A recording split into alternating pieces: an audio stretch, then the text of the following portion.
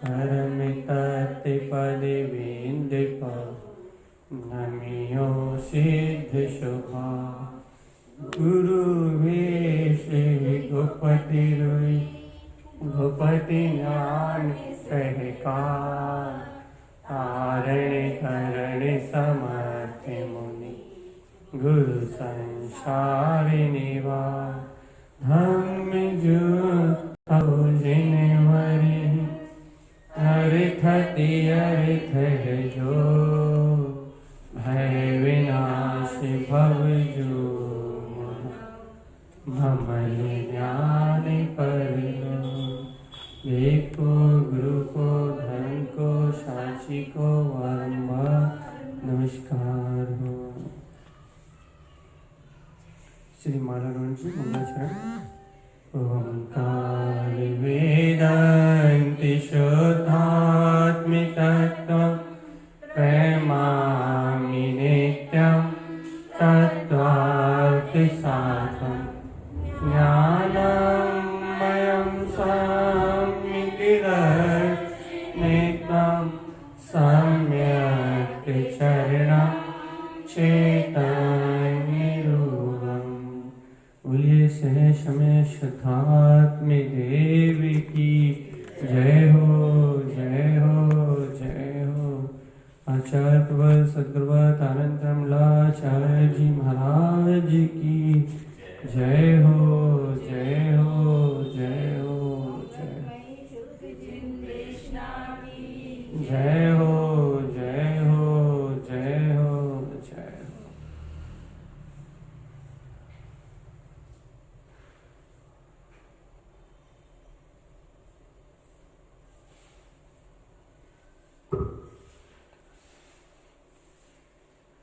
गुरु महाराज ने जो मार्ग दिया भी बहुत अद्भुत है।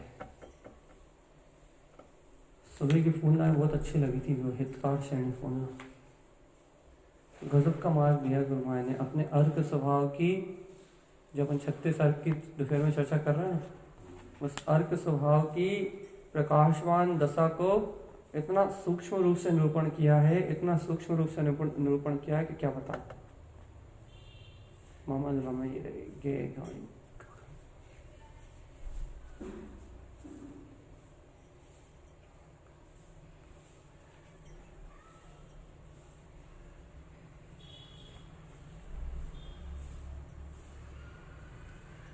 चलो अब इसकी वांछना तो हो नहीं पाएगी, अपन तो अपने विषय पे आते हैं। लेकिन बहुत अद्भुत है ये फूलना, आनंद से भरा हुआ है। गुरु महाराज जब 36 अर्क उनके अंतर में उत्पन्न हो रहे हैं तो ऐसे अपने स्वभाव में रमण कर रहे हैं, ऐसे अपने स्वभाव में रमण कर रहे हैं कि उन्होंने कुछ दिखाई नहीं दे रहा। अपना प्रकाशवान हितकारी जिन स्वभाव में उन्हें दिखाई दे रहा है और उसके आनंद में डूबे हुए हैं, बिल्कुल बिल्कुल पगे हुए हैं। अपन कहाँ भैया सिर्फ चर्चा ही कर पा रहे हैं बस। चलो अपना विषय चल रहा भैया कि अनादि से इस संसार परिभ्रमण में भटकता हुआ ये जीवात्मा,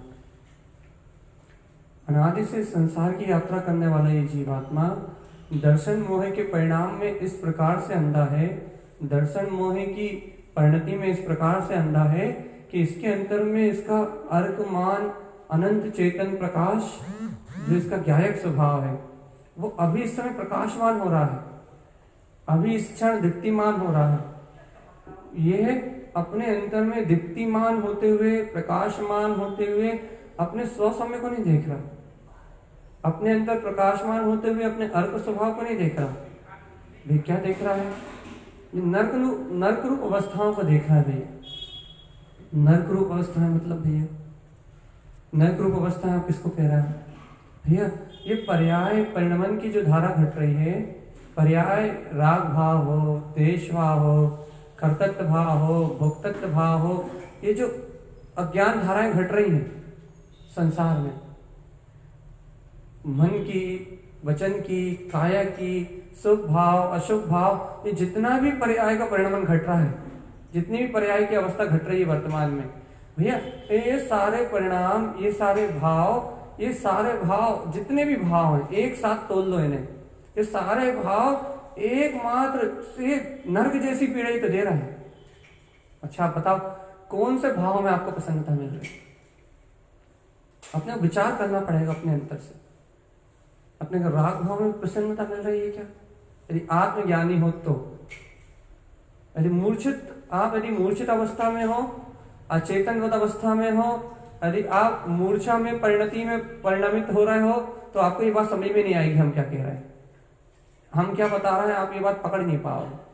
हाँ, यदि आप थोड़े बहुत जागृत हो, आत्म स्वभाव को जानते हो, अपने ज्ञायक स्वभाव के होश को प्राप्त कर चुके हो, अरे अपने चेतन स्वभाव का तुम्हें अनुभव है, तो इस बात को पकड़ पाओगे। क्या पकड़ने की बात कह रहे हो आप? हम ये कह रहे हैं कि एक बात बताओ, कौन सी परिणति सुखी करती तुम्हें?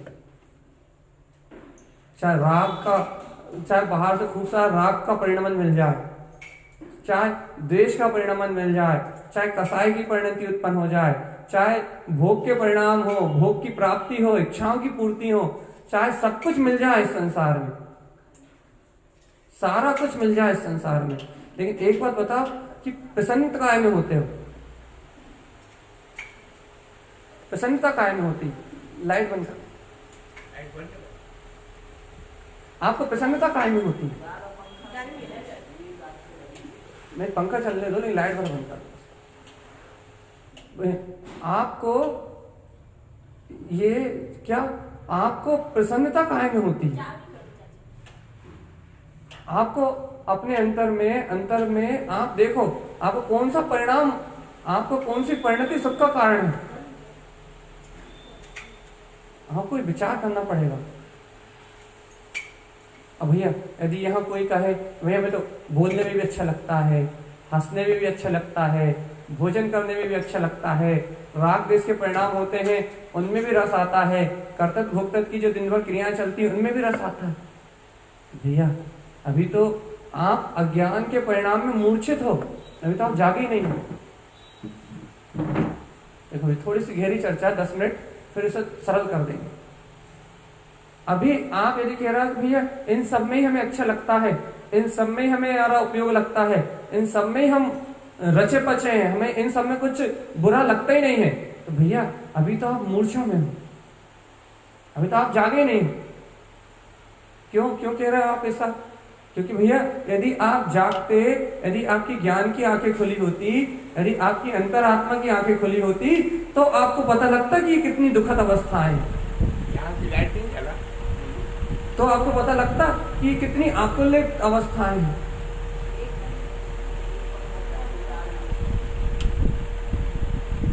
तो आपको जानने में आता कि कितनी आकुलता है यहाँ, कितना वेदन में ये परिणमन है, कितना वेदना ये परिणमन है। अच्छा एक बात बताओ, आपको इन अवस्थाओं में दुख क्यों नहीं प्रतीत हो रहा? विचार करो बस 5 मिनट के लिए, फिर अपन तत्व चर्चा पे जा रहे हैं। आप विचार करो कि आपको इन संयोगों में दुख क्यों नहीं लग रहा, आपको इन भाव में दुख क्यों नहीं लग रहा, आपको इन विकारी परिणामों में दुख क्यों नहीं लग रहा, आपको इन अचेतनवत मूर्छा रूप अवस्था जो घट रही है इनमें आकुलता का भाव क्यों नहीं हो रहा? क्या इसलिए नहीं हो रहा कि आप अपने अतीन्द्रिय आनंद में लीन हो? क्या इसलिए नहीं हो रहा कि आप अपने वीतराग पद में लीन हो? क्या इसलिए नहीं हो रहा कि आप अपने चेतन में स्वभाव की स्वरति में लीन हो? या इसलिए नहीं हो रहा कि आप अपनी आत्मा की प्रतीति में सिमटे हुए हो? या फिर ये कहें कि भैया वो अज्ञानता ही इष्ट लग रही है, वो अज्ञानता ही श्रेष्ठ लग रही है, वो मोह राग देश की दशाएं अपनी दशाएं लग रही हैं, वो मोह राग देश रूप जो परिणाम घट रहा है वो परिणाम ही अपना प्रतीत हो रहा है, इसलिए दुख नहीं लग रहा। आपका कारण खोजो कि आपको दुख क्यों नहीं लग रहा, चाहे शुभ परिणाम हो चाहे अशुभ परिणाम, चाहे आपके मन के अनुरूप परिणाम हो या आपके मन के प्रतिकूल परिणाम हो। आपको इस घटने वाले शुभ अशुभ भाव, शुभ अशुभ कारण धारा, शुभ अशुभ परिणाम, इनके बीच में यदि आपको ऐसा भाव नहीं आ रहा, आपके अंतर में ऐसी भाव वासना नहीं आ रही, अरे यार ये संसार भयानक दुखों का पिंड है, ये परिणाम ये नर्क जैसी वेदना देने वाले, अर्क भूले नर्क ठिड़ी पड़े, ये परिणाम की धारा, जो अशुभ अशुभ परिणाम की धाराएं हैं, ये सारी परिणाम की धाराएं, ये आत्मा में अनंत आकुलता का कारण है, आत्मा के लिए अनंत व्यवधान है, अंतरात्मा की प्रतीति में अंतराय है। भैया अब एक बात बताओ, यदि ये परिणाम चल रहे हैं, ये परिणतियां चल रही हैं, ये परिणाम रूप संयोगी दशा चल रही है, तो इस संयोगी दशा में यदि आपको विरक्ति का भाव नहीं है, या फिर इस संयोग रूप दशा में यदि आपको दुख महसूस नहीं हो रहा, तो आपके पास दो कारण हो सकते हैं। या तो आपको अपने स्वभाव का सहकार तेजी से है, अपने आत्मा की प्रतीति प्रगाढ़ है, अपने ध्रुव स्वभाव की सुरति प्रगाढ़ है, आप अपने अतीन्द्रिय स्वभाव के बहुत ज्यादा निकट हैं। एक कारण तो यह हो सकता है, और दूसरा कारण यह हो सकता है कि आप अज्ञान में बेहोश हैं। कौन सा वाला कारण? जल्दी जवाब दो, कौन सा वाला कारण?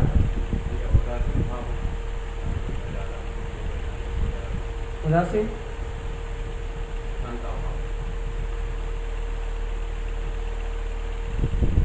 किस काय के बल पे समता? ये संसार असार है, सुन लिया, इस भाव पे समता, या फिर भैया अपने गायक भाव के बल पे, साक्षी भाव के बल पे समता? नहीं, साक्षी भाव पे समता होती तो गायक की प्रतीति होती, चेतन में स्वभाव की वर्तना होती, वीतराग अनंत चतुष्टय में स्वभाव का सहकार होता। अभी समता का कारण, अभी जो अपने पास समता है, अभी उस समता का कारण एक निर्णय है बस, ये संसार दुख रूप है और अपने को उलझना नहीं है। सबसे बड़ी बात यह है, समता का कारण यह है, अरे भैया जो होना है वो हो रहा है, जहां होना है वो हो रहा है, जैसा घटना है वो घट रहा है, अपने को उलझना नहीं है, इसलिए समता का भाव है। आप तो ये बताओ, इस समता के भाव में अपने ध्रुव स्वभाव की पकड़ कितनी तेज है, अपने ज्ञान विज्ञान में स्वभाव की पकड़ कितनी तेज है। हम आपसे एक प्रश्न कर रहे हैं ना, सीधी सीधी बात कह रहे हैं ना, आप तो ये बताओ, आपको दो कारण हो सकते हैं बस, दो के अलावा कोई तीसरा कारण नहीं होगा यहाँ। आप तो दो में जवाब दो, या तो आपको अपने स्वभाव की, अपने चेतन में स्वभाव की निकटता बहुत अधिक है, प्रतीति बहुत प्रगाढ़ है, और या तो आपका ज्ञान बेहोश है, या तो आप मूर्छित, बस दो में से एक जवाब आए। या तो ये कहो कि अपनी ध्रुव सत्ता से बहुत निकट है, हम अपनी ज्ञान स्वभाव की प्रतीति से बहुत निकट हैं, हम अपने आत्म अनुभव के बहुत निकट हैं, हम अपने वीतराग पद के, अपने चेतन स्वभाव के बहुत निकट हैं। या तो ये कहो, तो या तो ये कहो भैया अभी हमें होश ही नहीं है, अभी हमें आत्म स्वभाव का बोध ही नहीं है, अभी हमारा ज्ञान इतना अचेतनवत है, इतनी मूर्छा में है, इतनी मूर्छा में है कि अभी हमें संसार रूप हंसना, बोलना, रोना, गाना, बोलना, बताना, राग परिणामन, द्वेष परिणामन, कर्तव्य परिणामन, भोक्तव्य परिणामन, अज्ञान की धाराएं, ये नाना प्रकार की मानताएं, ये नाना प्रकार का जो अशुद्ध परिणामन हमारे सहयोग में चल रहा है, ये हमें सुखद रूप अनुभूति दे रहा है। भैया यदि इस परिणामन में सुखद अनुभूति हो रही है, तो नियम से अज्ञानता, क्योंकि अज्ञानता ही पर विषयों में सुख मान सकती है, अज्ञानता ही पर विषयों में सुख स्वीकार कर सकती है। अज्ञान होने के कारण ही जीव को इंद्रिय विषय भोगों में सुख प्रतीत होता है। इंद्रिय विषयों के कर्तव्य भाव में आनंद की वृत्ति उत्पन्न होती है, इंद्रिय विषयों की प्रवृत्ति में उसे ये विस्मरण हो जाता है, ये अपना बोध छूट जाता है कि मैं तो चेतन में आत्मा, अपनी आत्मसत्ता को विस्मृत कर बैठता है। या तो अज्ञानता में परिणामन का बोलबाला अधिक है, या तो आपको अपने आत्म स्वभाव की प्रतीति अधिक है। क्या अधिक है, आप तो ये बताओ।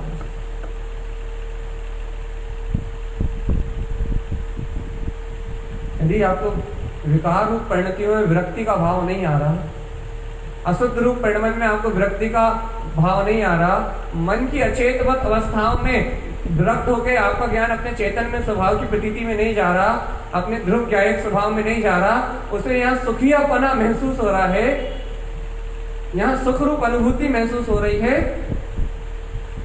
भैया अज्ञान का आवरण ही तो है, अज्ञान का प्रकोप ही तो है।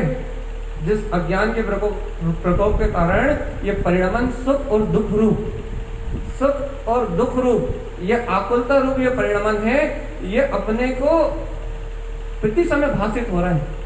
एक समय के लिए भी अपन भाव भाषण से अलग नहीं है।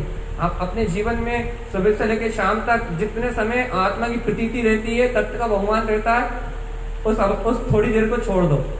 उसके अलावा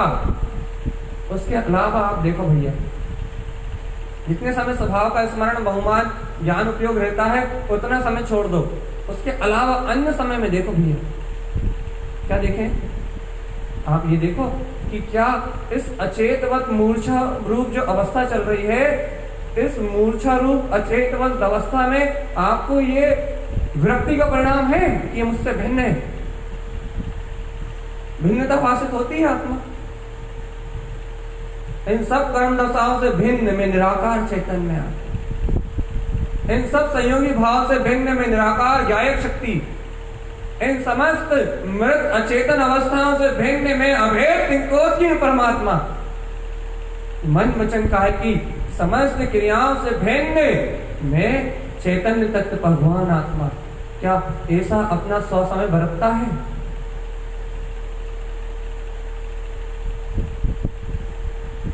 नहीं बरतता,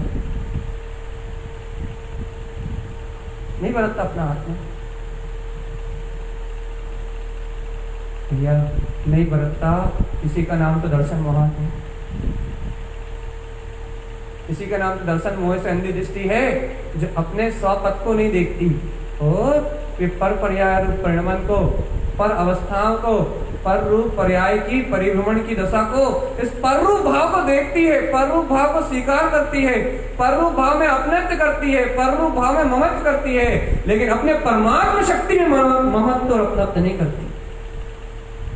कैसी इस जीव की दशा है देखो तो भगवान, अपनी परमात्मा शक्ति में अपनत्व नहीं है, अपनी परमात्मा शक्ति में ममत्व नहीं है, अपनी चेत अवस्था चेतन अवस्था में अपनत्व नहीं है, जीते जागते परमहंस इस निर्विकार शक्ति पे विश्वास नहीं है। और ये जो मुर्दा रूप परिणमन घट रहा है, अचेत जड़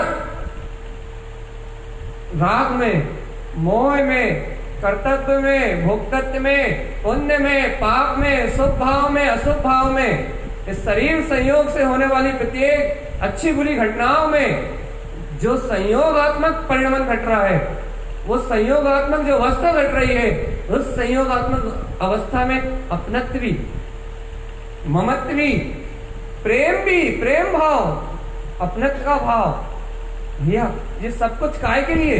अचेतन के लिए। ये सब कुछ काय के लिए? जड़ के लिए। ये सब कुछ काय के लिए? पुद्गल के लिए। तो चेतन तू कौन? तुम कहते हो कि मैं ब्रह्म में सत्ता, तुम कहते हो कि जिनेंद्र को लघुनंदन, तुम स्वीकार कर रहे हो कि मैं शाश्वत ध्रुव स्वभाव। तो भगवान अपने शाश्वत ध्रुव स्वभाव के लिए तुम्हारे पास अपनत्व भी नहीं है, ममत्व भी नहीं है, प्रीति भी नहीं है, वात्सल्य भी नहीं है, प्रेम भी नहीं है।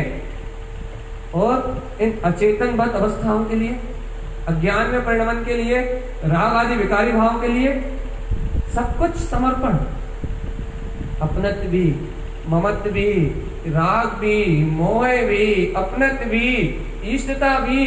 अब जब सब कुछ इसके लिए समर्पण, तो प्रति समय अज्ञान भाव का भेदन ही तो होगा। जब समर्पण ही आपका उसके लिए है, जब समर्पित ही आप अज्ञान के लिए हो, जब समर्पण ही आपका परभाव के लिए है, तो वेदन का आएगा होगा? अच्छे बता।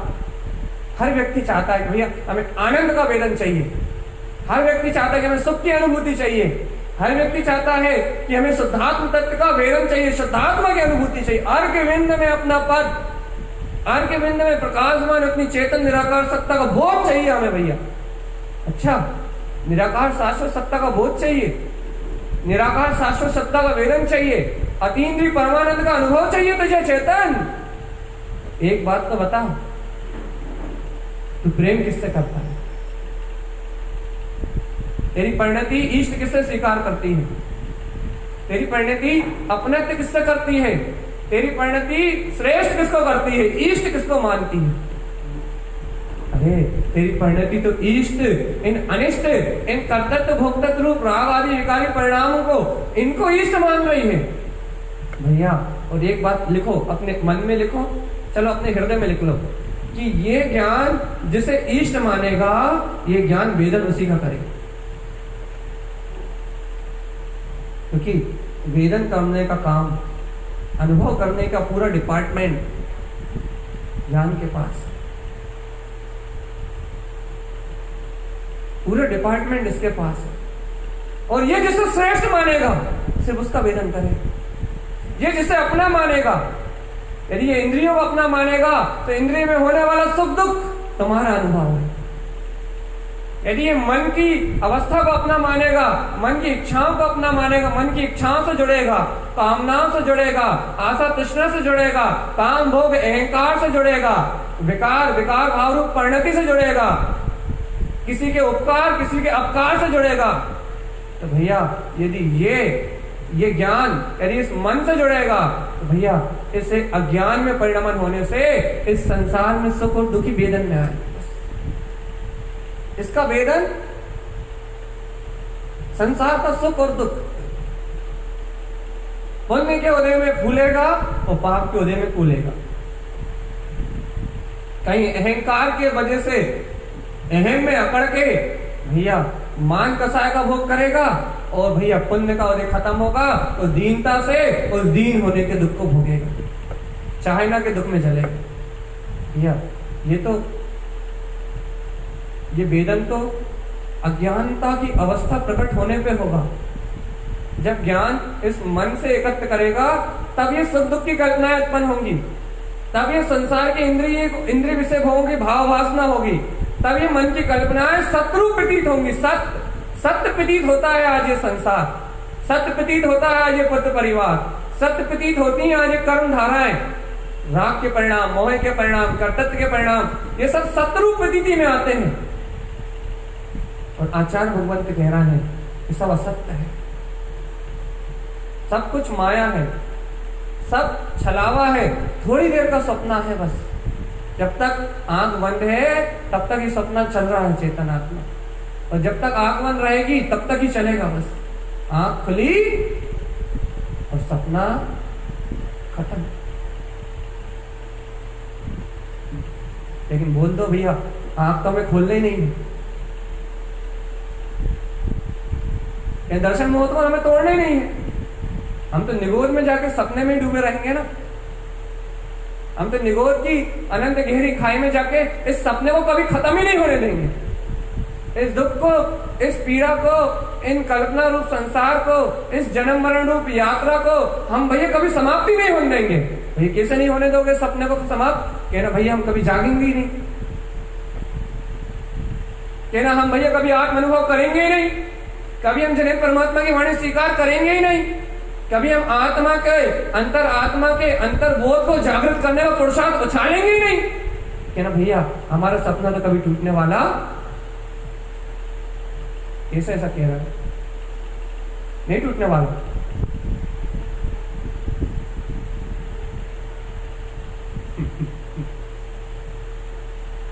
हमारा सपना तो कभी टूटने वाला है ही नहीं।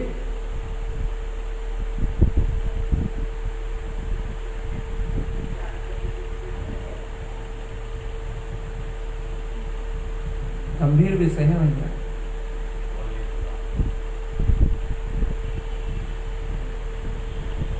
आंख खोलने की बात है, ये चोट लगने वाली चर्चा है, साधकों को जरूर लगेगी, अंतर से पिंच जरूर करेगी ये बात। वास्तव में कितना यथार्थ सत्य है कि मात्र आंख खुलने में सवेरा होगा, बस मात्र आंख खुलने से सवेरा होगा। जब तक आंख बंद है तब तक सवेरा नहीं हो सकता। ये कैसा अद्भुत, कैसा आश्चर्यकारी सत्य है ये कि मात्र सूर्य आंख के सामने खड़ा हुआ है, अर्घवान प्रकाश से सत्ता तुम्हारे घट में निवास कर रही है भैया। बस आंख खोलते से ही सवेरा है, और जब तक आंख बंद करे हो तब तक घनघोर रात्रि, तब तक घनघोर इस अनंत चतुर्दशी 84 लाख योनियों का परिभ्रमण, जब तक आंख बंद तब तक मूर्छा, और जहां स्वसत्ता का बोध आया महाजागृति। आचार्य भगवंतों ने कहा है इस पंचम काल में सिर्फ वो ही जीव सुखी रह सकता है जिसने आत्म तत्व का बोध प्राप्त कर लिया हो, नहीं तो इस पंचम काल में सुख नाम की कोई वस्तु, इसका नाम दुखम काल है। यहाँ जीव दुख में ही जीवन बिताता है, आकुलता में ही जीवन बिताता है, और अपने साथ उन दुखों की घटरी बांध के अनंत काल के लिए दुर्गति में चला जाता है। ये काल ह्रास का काल है, इसका नाम दुखम काल है। यहाँ सुखी सिर्फ वो रह सकता है, यहाँ निराकुल सिर्फ वो रह सकता है, यहाँ निर्द्वंद सिर्फ वो रह सकता है जिसे अपनी स्वसत्ता का बोध हो गया हो कि ओ ये तो परमात्म सत्ता है, जिसे अपने अंतर में अपना सुख कंद मिल गया हो, आनंद कंद प्राप्त हो गया हो, अपने ज्ञायक का कंद जिसके अंतर में अंतर का आत्मिक रस जिनके अंतर में प्रकट हो गया हो, वो ही इस पंचम काल में, इस दुखम काल में निराकुल और सुखी रह सकता है। इसके अलावा इस काल में सुख की और कोई दूसरी व्यवस्था है ही नहीं। भव्यात्मा अंतर से अंतर आत्मा का बहुत जगह। देखो इस चर्चा को मैंने बहुत शुरू से बहुत गंभीरता से उठाया था, अब सबके लिए साधारण हो रही है चर्चा। अपनी आत्मसत्ता को बोध जगाओ, अपनी आत्मसत्ता को अपनी प्रकृति में लाओ।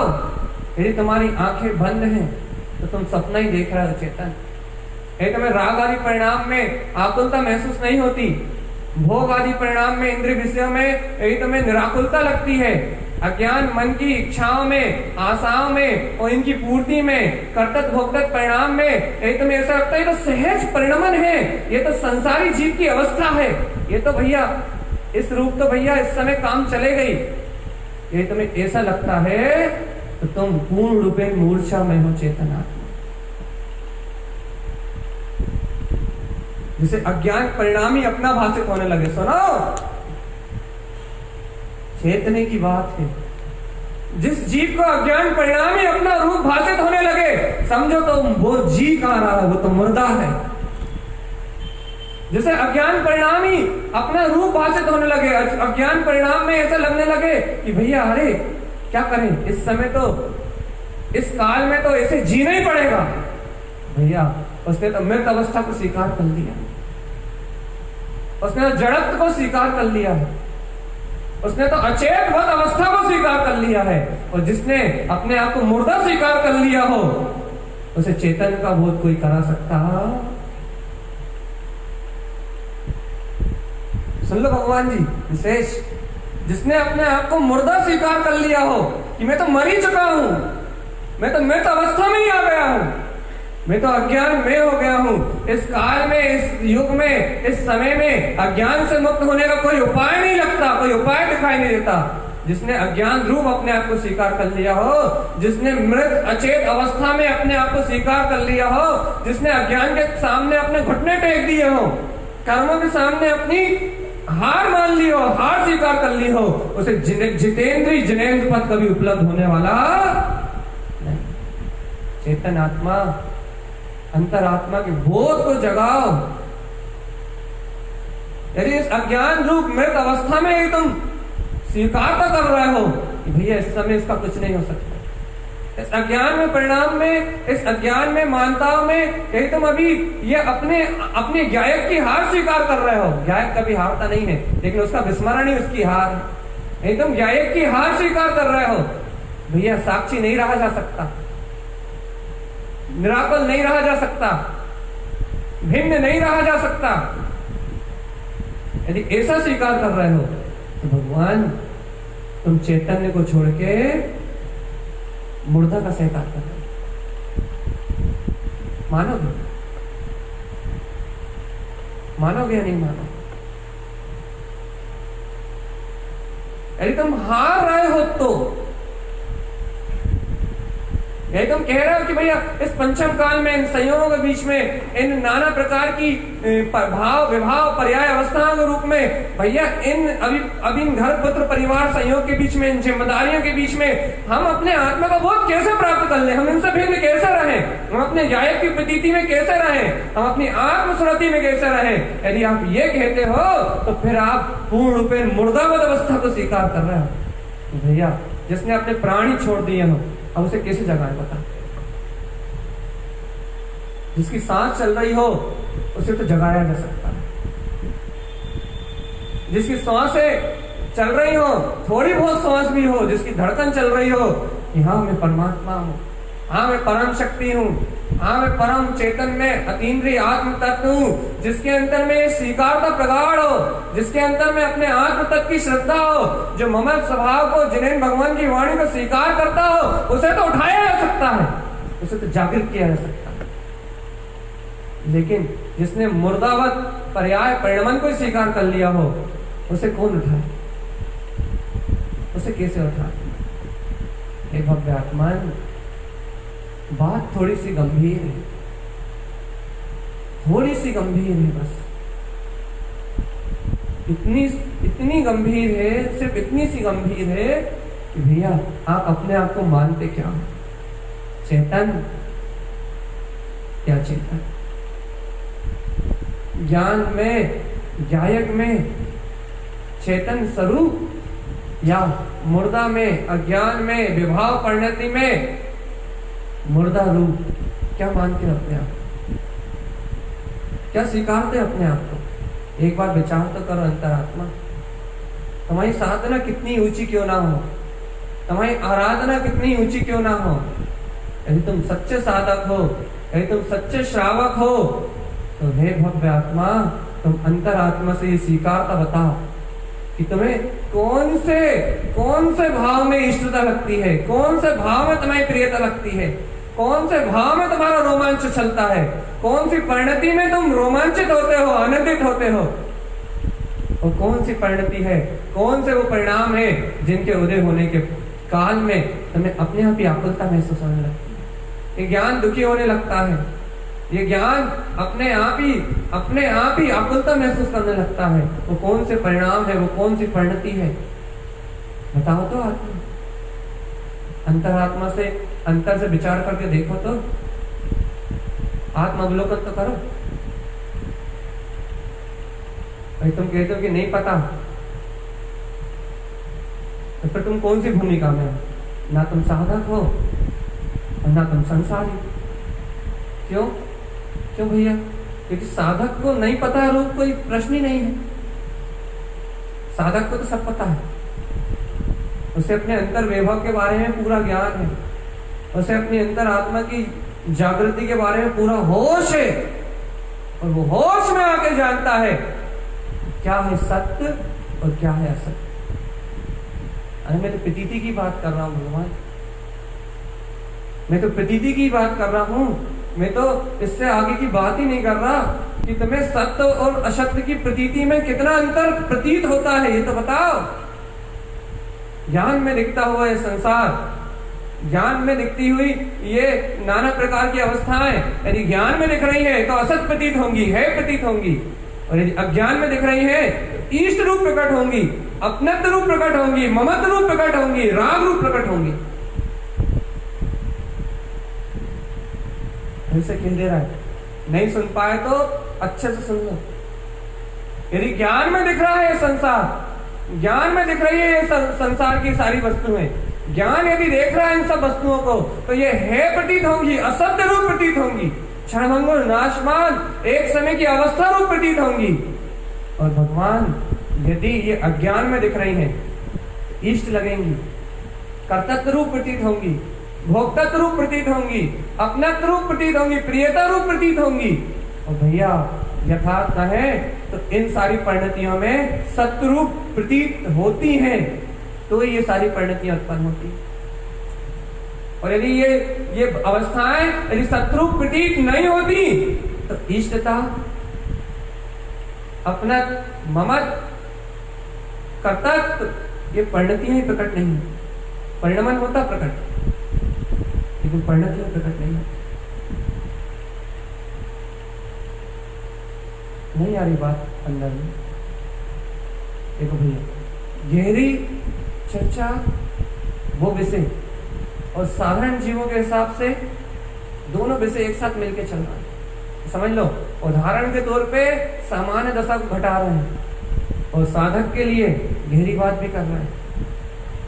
आप ये बताओ भैया, आप यदि साधक हो तो आप इसे पकड़ के बताओ, जो हम कह रहे हैं उसे पकड़ के बताओ। क्या इष्ट प्रतीत हो रहा है? यदि इष्ट प्रतीत हो रहा है संसार में कुछ भी, तो संसार सत्य ही तो है आपकी प्रतीति। संसार में सत्य नहीं होता, इष्ट रूप परिणति उत्पन्न नहीं। अब साधना दीदी ये पूछना चाह रही है, श्रद्धान क्या होगा? हमने तत्व का श्रद्धान भी तो किया है, हमने तत्व का अंतर में ये स्वीकार भी तो किया है कि मैं परम तत्व परमात्मा हूं। हमने वीतराग तत्व को स्वीकार भी तो किया है। हमारी श्रद्धा को आप क्यों भूल रहे हो? अरे भैया है, अरे गजब, देख लो दिन नहीं हुए ज्यादा।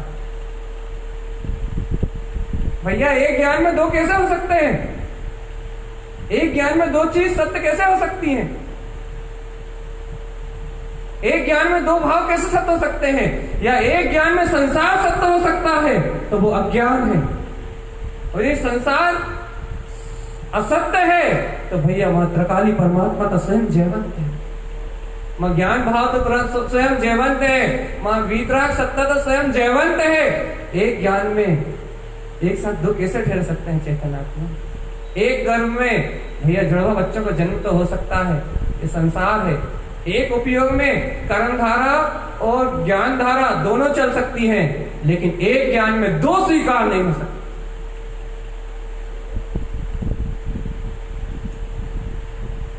एक घर में दो जुड़वा बच्चे पैदा हो सकते हैं, कोई दिक्कत नहीं है।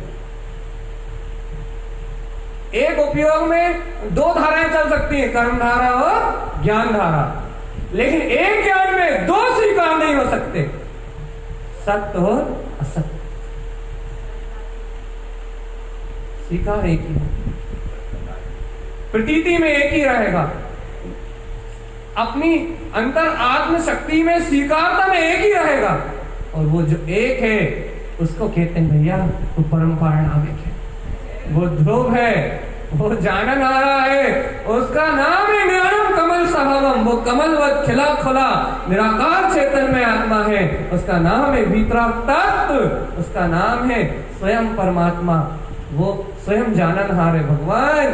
अब बस इतनी सी बात है, यहाँ बैठे हुए सामान्य से समान जीव के लिए बस इतनी सी बात है क्या कि तुम मुर्दा में अज्ञान भाव में मृत अवस्था में अपनापन करते हो, या चेतन सचेतन तुम्हारा अतीन्द्रिय गायक पदार्थ तुम्हारे घट में विराजमान है, तुम उसमें अपनत्व करते हो, तुम्हें सत्य क्या प्रतीत होता है? ये साधक है, अपनी ज्ञान की गहराई से नाप लो। और यदि पहली बार कोई सुन रहा है तो अपनी अंतर आत्मा से, अपनी स्वीकारता से नाप लो कि भैया तुम्हें सत्य क्या प्रतीत होता है? ये चेतन तत्व निराकार शक्ति या ये मुर्दावत परिणमन? साधकों से विशेष प्रश्न है ये भैया, पर के लिए इष्ट परिणति क्यों प्रकट होती है? लिखो इस बात को अपने मन में, अपनी अंतरात्मा में। जब तक ये पर के लिए इष्ट परिणति है तब तक दर्शन मोहन पूरी सत्ता से काम कर रहा है। हाँ, जितने अपेक्षा से श्रद्धान है उतनी अपेक्षा से 6 भी मानेंगे, लेकिन साधना की अपेक्षा से साधना के लिए चोट मारने के लिए बात बिल्कुल सत्य है कि दर्शन मोहन की प्रकृति काम कर रही है, और अपने को इसी को तो छोड़ना भैया। देखो, चारित्र मोहिनी कर्म से कसाय भाव उत्पन्न होते हैं। सुनो अच्छे से, थोड़ी रसीली चर्चा करते हैं। चारित्र मोहिनी कर्म के उदय से कसाय भाव उत्पन्न होते हैं, राग भाव, क्रोध का भाव, मान का भाव, माया का भाव। भैया कसाय की प्रवृत्तियां, क्रोध, काम, लोभ, स्वार्थ, ये सारी परिणतियां चारित्र मोहिनी कर्म के उदय से उत्पन्न होती है। चारों कसाय का परिणाम चारित्र मोहिनी कर्म के उदय से उत्पन्न होता है। और इस चारित्र मोहिनी कर्म के उदय के काल में जीव को सुख दुख रूप जैसी अनुभूति भी होती है, यथार्थ है। और आवृत्ति श्रावक को ये सुख रूप दुख रूप अनुभूति होती है। क्यों? क्योंकि चारित्र मोह का उदय अभी है, लेकिन सत्य प्रतीत नहीं होती।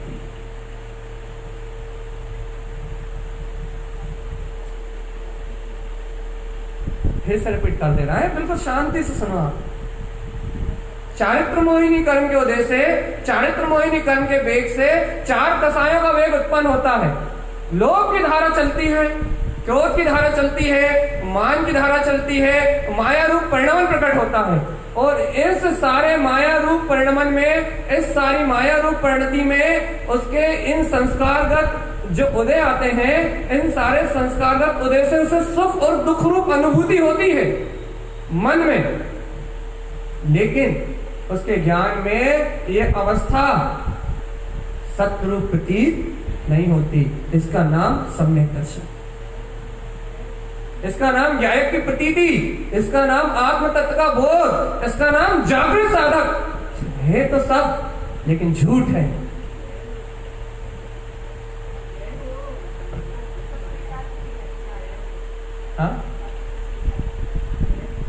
स्वीकार ज्ञान ने किया है।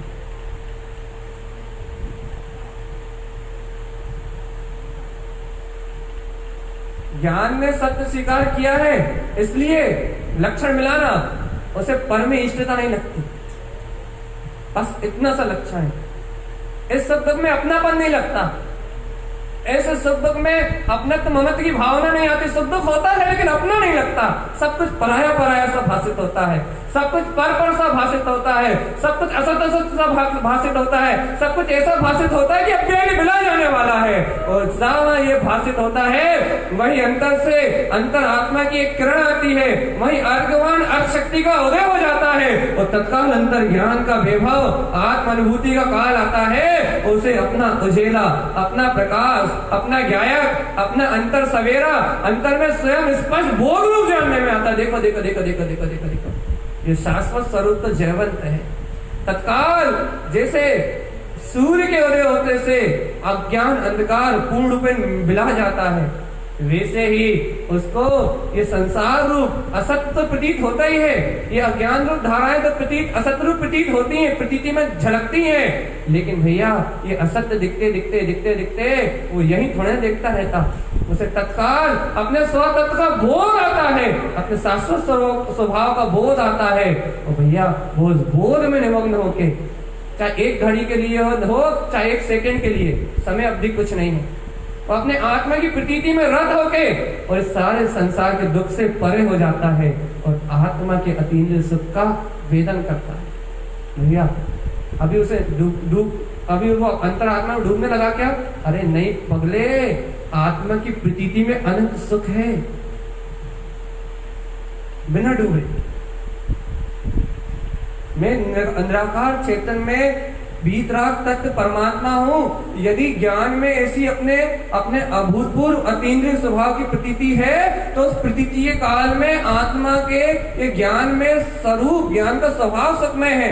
वो अनंत सुख स्वभाव की प्रतीति है होने से उस ज्ञान में अभी अनंत सुख है। अरे स्वीकारता से अनंत सुख होना भी तो अनंत सुखी होना ही है। अच्छा एक बात बताओ, बहुत अच्छे से एक बात बताओ। यदि अभी तुम्हारा से कह दिया जाए कि ये घर तुम्हारा है, स्वीकारता होने से प्रसन्नता होती है नहीं? उदाहरण, बाकी लोग भी बैठे, होती है नहीं होती? सिर्फ स्वीकार होने से प्रसन्नता, और कह दिया जाए तुम्हारे घर में आग लग गई तो दुख भी होता है। भैया ना तुमने घर को जलते हुए देखा और ना अभी तुम घर के अंदर गए। एक स्वीकारता में सुखी और एक स्वीकारता में दुखी। ये तो मन का खेल है भैया, संसारी जीवों की दशा है ये तो। जो एक स्वीकारता में दुखी हो गए, दूसरी स्वीकारता में सुखी हो गए, ये तो संसारी अज्ञानी प्राणियों की माया है। लेकिन है चेतन आत्मा, ऐसे ही इसी प्रकार अनादिकालीन भूले हुए भटके हुए जीव ने संसार में सुख है ऐसा स्वीकार किया था, तो इंद्रिय विषयों में सुख की अनुभूति हो रही थी। अनादिकाल से इंद्रिय विषयों में सुख खोज रहा था और मिल रहा था दुख, मिल रही थी आकुलता, मिल रही थी वेदना। लेकिन भगवान जैसे ही इस जीव ने, जैसे ही इस आत्मशक्ति ने, जैसे ही इस ज्ञान ने ये स्वीकार किया कि मेरा सुख में, मेरा अनंत चतुष्टय में स्वभाव, मेरी पूर्ण ज्ञायक चेतना ही अनंत सुख में है, जैसे इसने सत्य को स्वीकार किया, तो भगवान जी इस स्वीकारता में अनंत सुख आया है। नहीं पकड़ पाए ना भगवान। इस स्वीकारता में पूरे त्रिलोक की संपत्ति, पूरा अनंत सुख, पूरा वीतराग विज्ञान, पूरा का पूरा जिनागम आ गया भगवान जी। इस स्वीकारता में पूरा जितेंद्रिय स्वभाव आया है। अब जिसकी इस स्वीकारता में पूरा जितेंद्रिय स्वभाव आया हो, पूरा अनंत सुख आ गया हो, भगवान बताओ कि उसे जैसे ही अपने आत्मा की प्रतीति आएगी, क्या उस प्रतीति में, उस प्रतीति काल में वो दुखी रह सकता है क्या? नरकों में भी आत्मा की प्रतीति आती है, अतीन्द्रिय आनंद की वृत्ति होती है।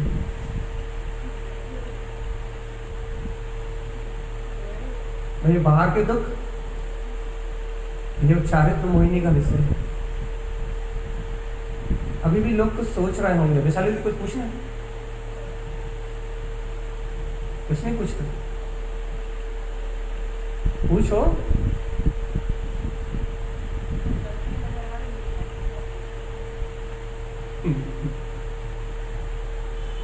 यही तो बात है भगवान जी। अनुभव एक अलग चीज है। अनुभव अपने जीवन में कुछ एक अलग घटना को लेकर उत्पन्न होता है। अनुभव एक अपनी आत्म वस्तु है भगवान। इसलिए तो कहते हैं प्रयोग पे ज्यादा ध्यान दो। अपने हम तो चर्चा सुनने पे भी ज्यादा फोकस नहीं देते, प्रयोग पे ज्यादा ध्यान दो। अपने अंतर में अपनी साधना को खुद समझो, अपनी साधना को खुद देखो, अपने अंतर जागरण को खुद पहचानो कि यदि हम सतत हैं, जागृत हैं, यदि हमें अपनी आत्मा का बोध है, यदि हमें अपनी आत्मा की जागृति है, तो भगवान इस जागृति के बल पे आप अपने अंतर में घटने वाली घटनाओं को जान सकते हो। आप अपने अंतर, अपने उपयोग में घटने वाली घटनाओं को जान सकते हो। तो भैया यदि आप में अपने आत्म तत्व की जागृति नहीं है, अपने उपयोग में अपना चेतनपना ही नहीं है, तो भैया चेतनपना ना होने से जहां धारा बहा के ले जाएगी वहां भेजाओ। जैसे यहाँ चर्चा चल रही है, हाँ बहुत आनंद है, बहुत आनंद है, बहुत आनंद है, और अब भी दूसरा परिणाम उत्पन्न हो जाएगा, भैया हाँ वहां बहने लगो। अब भी कोई दूसरा सुनाने वाला कुछ सुनाने लगेगा, भैया उस जैसे हो जाओगे, हाँ सही तो है, सही तो है। अरे भैया ये नहीं, ज्ञानी का एक अपना स्थायी प्लेटफॉर्म होता है, ज्ञानी की अपनी एक स्थायी अवस्था होती है, ज्ञानी का अपना एक स्थायी वजूद होता है, और वो जानता है कि मेरी साधना का विषय क्या है, वो जानता है कि मेरी वर्तमान आराधना का विषय क्या है, उसे पता है कि मुझे अभी किस दिशा में आगे बढ़ना है। वो अपने अंतर विज्ञान से, वो अपनी अंतर समझ से, वो अपने अनुसार आगे बढ़ता है, इसलिए तो वो ज्ञान है भैया। इसलिए आप अपनी अंतर दशा से, अंतर से अपना स्वयं का मिलान करें कि यदि आपको ये सब असत्य प्रतीत होता है कि प्रतीति में मात्र असत्य होगा भगवान, सहयोग में कुछ नहीं होगा। चारित्र मोहिनी अपनी पूरी बलवत्ता से आएगा। चारित्र मोहिनी की दशाओं से कहो तो अनंतानुबंधी का वेग आ जाए, भयभीत होने की जरूरत नहीं है भैया। अनंतानुबंधी आएगी तो हमें तो सम्यक दर्शन ही नहीं कहलाएगा। अरे नहीं, चिंता मत करो, सम्यक दृष्टि कहलाओगे तुम, अनंतानुबंधी के वेग में भी सम्यक दृष्टि कहलाओगे। तुम चिंता क्यों करते हो? अनंतानुबंधी सम्यक दर्शन में बाधा पहुंचाती है, यह बात व्यवहार अपेक्षा से कथन है, लेकिन भैया ज्ञायक की अपेक्षा से सुनोगे तो ज्ञान की शक्ति से अनंतानुबंधी छह हो जाए। मुझसे तो मेरी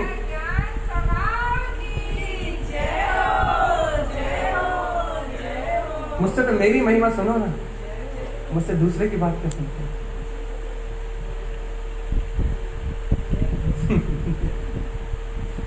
मुझसे तो मेरी बात सुनो ना भगवान, मुझसे तो मेरी शक्ति का परिचय सुनो ना, मेरी चेतना का परिचय सुनो ना, मेरी आत्म शक्ति की महिमा सुनो ना कि मेरे एक स्मरण से अनंत अनुबंधी क्षीण हो जाती है। मेरी एक प्रभुता से अनंतानुबंधी संक्रमित होके वो प्रत्याख्यान और अप्रत्याख्यान कसाय के पास चली जाती है। उसके पास दमी कितनी सी है, उसके पास शक्ति कितनी सी है। भगवान आत्मा के अनंत स्वभाव की एक प्रतीति में मात्र एक प्रतीति में अनंतानुबंधी कसाय तो खोजने से मिलती नहीं है, संक्रमित होना पड़ता है उसे भी। भैया वेग ऐसा दिखाई देगा जैसे अनंतानुबंधी जैसा हो। सुनो, डरना नहीं, चाहे कितनी कसाय के परिणाम उत्पन्न हो जाए, वेग ऐसा दिखाई देगा जैसे अनंतानुबंधी बन रही हो, लेकिन भगवान बन ही नहीं सकती,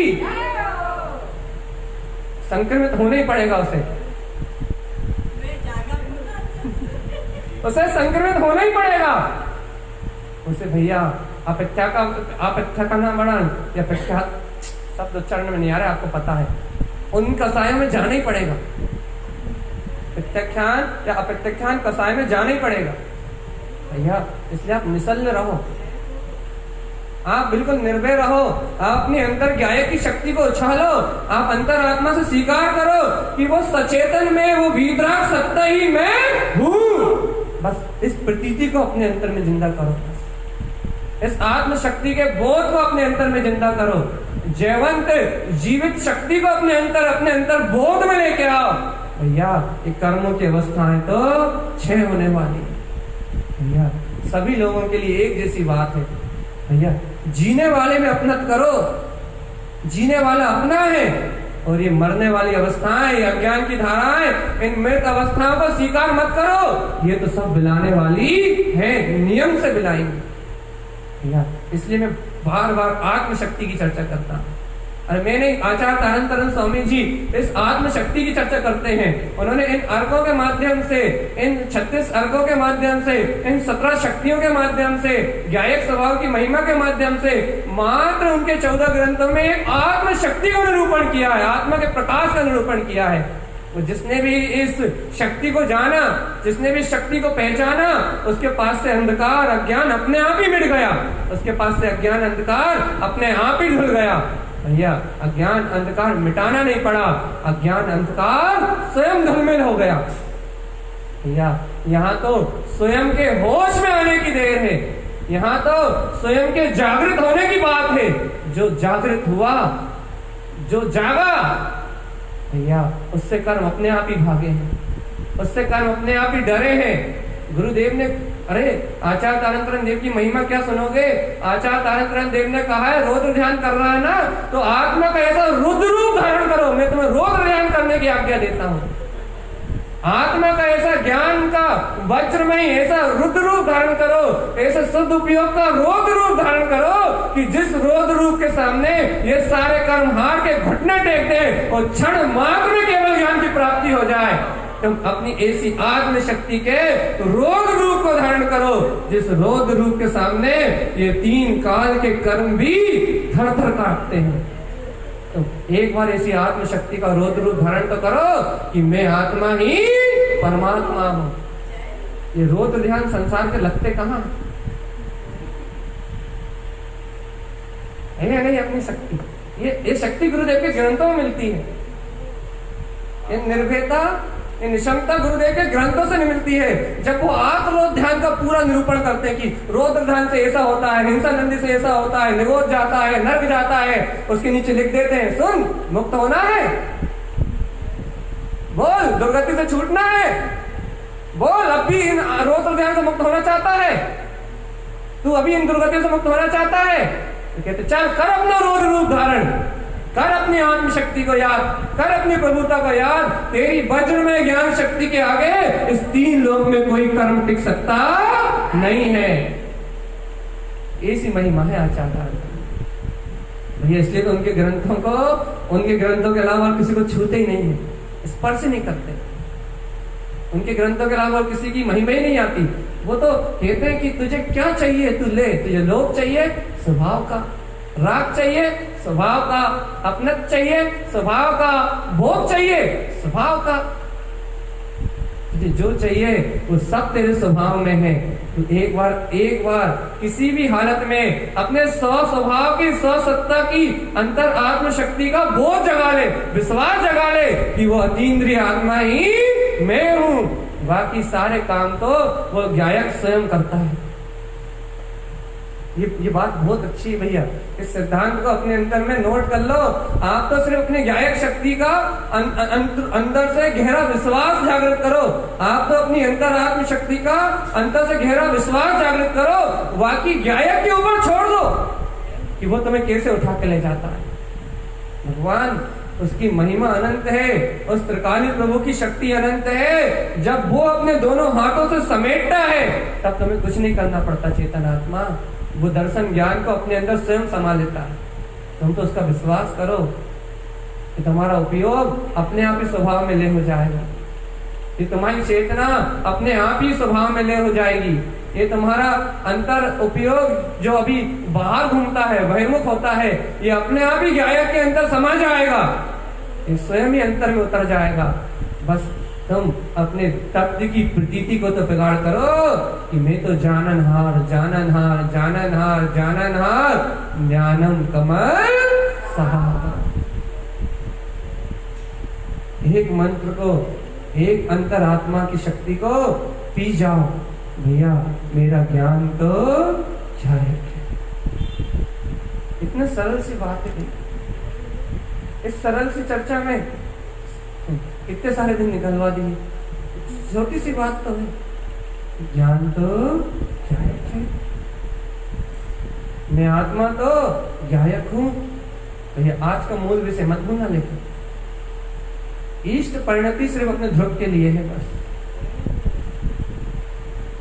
बस इतनी सी बात। इष्ट परिणति सिर्फ मेरे ध्रुव के लिए है, बाकी जो हो रहा है उसके लिए मैं कुछ भी नहीं कहूंगा। बस अपनी इष्टता, अपना अपनत्व और अपना ममत्व अपनी अंतर चेतना के अलावा किसी को मत देना। चाहे पूरी दुनिया दान कर देना, बस अपना अपनत्व किसी को मत देना। सत्य सत्य सत्य है ये बात। सब कुछ छोड़ देना तुमसे। यदि व्रत छूटे, नियम छूटे, क्रियाएं छूटे, सुख छूटे, अशुभ छूटे, पुण्य छूटे, पाप छूटे, मंदिर छूटे, घर छूटे, परिवार छूटे, सब कुछ छोड़ देना। लेकिन भैया सब कुछ त्यागने के लिए तैयार हो जाना, लेकिन भैया अपने स्वभाव का अपनत्व भर मत छोड़ना बस। क्योंकि सिर्फ तारणहार ये है कि नर्क में क्या निगोद से भी जीव को बाहर लेके आ जाए। यही वो शक्ति है, यही वो अंतरात्मा की शक्ति है, यही वो चेतन में शक्ति है जो निगोदीय जीव को भी निगोद से बाहर निकालती है। मैंने शायद पिछले बार बताया था निगोदीय जीव निगोद से बाहर कैसे निकलता है, याद है किसी को? कैसे निकलता है?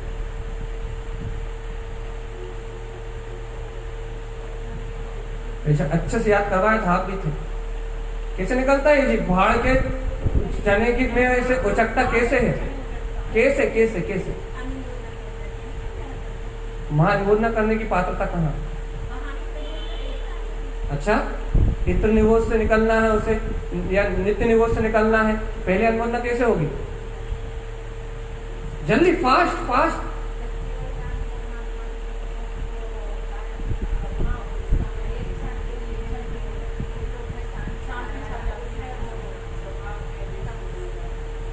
भैया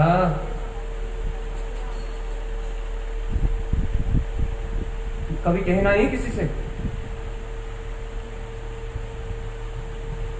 क्योंकि वो जो केवल ज्ञान भगवान आत्मा केवल ज्ञान में, जब तीर्थंकर भगवान को केवल ज्ञान होता है तो एक समय के लिए नर्क में भी शांति छा जाती है। नर्क में भी निगोदीय जीव का उससे कोई संबंध। निगोदीय जीव उस दिव्य ध्वनि के प्रकाश को अनुभव नहीं कर सकता। अक्षर के अनंत विभाग है, जिसके पास एक अक्षर ज्ञान ना हो वो अनुभव नहीं कर सकता।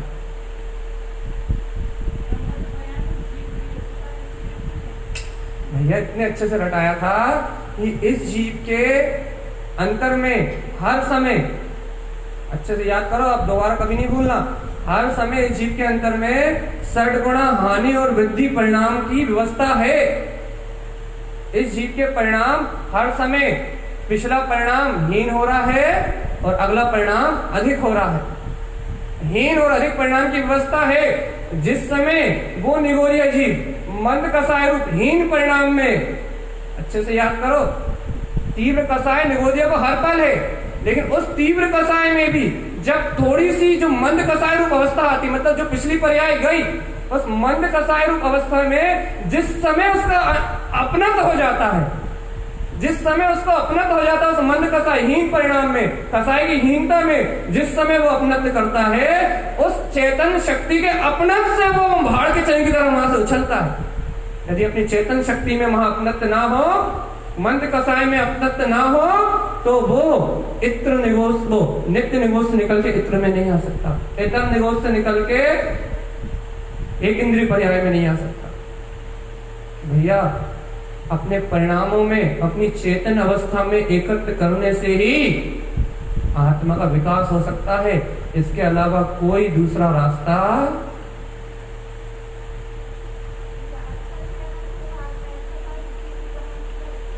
एक समय भी इस तीन लोक में, सृष्टि में एक भी ऐसा जीव नहीं है जिसके परिणामों में 60 गुना हानि और वृद्धि का परिणाम रुका हो। आत्मा अपने परिणाम से अलग नहीं होती। सिद्ध भगवान को भी इस समय 60 गुना वृद्धि और हानि, परमानंद, पिछला परमानंद हानि रूप, हीन रूप हो रहा है, और अगला परमानंद 60 गुना वृद्धि रूप हो रहा है, इसलिए तो उनका आनंद कभी पुराना नहीं होता।